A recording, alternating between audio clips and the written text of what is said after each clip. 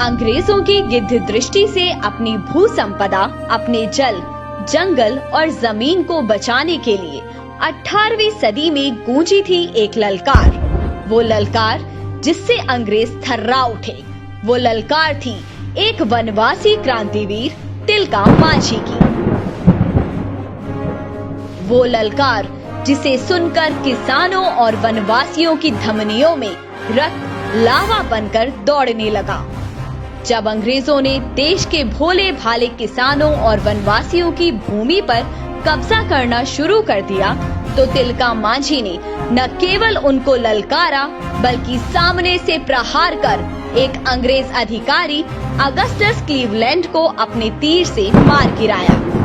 इस घटना से अंग्रेज तिलमिला उठे, लेकिन तिलका मांझी का बाल भी बांका न कर पाए।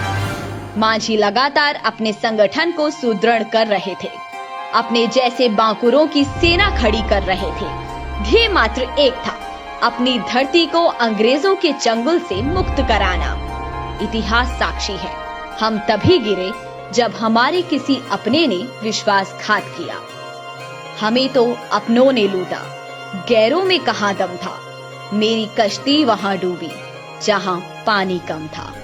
और ऐसे ही विश्वासघात के शिकार हुए तिलका मांझी, जब उनके साथ का एक व्यक्ति अंग्रेजों से जा मिला। तिलका मांझी पकड़े गए, उन्हें घोड़ों से घसीटकर भागलपुर ले जाया गया और 13 जनवरी 1785 को उन्हें बरगद के पेड़ पर फांसी दे दी गई। तिलका मांझी का बलिदान इतिहास में ही नहीं, बल्कि जनमानस के हृदय में अंकित हो गया।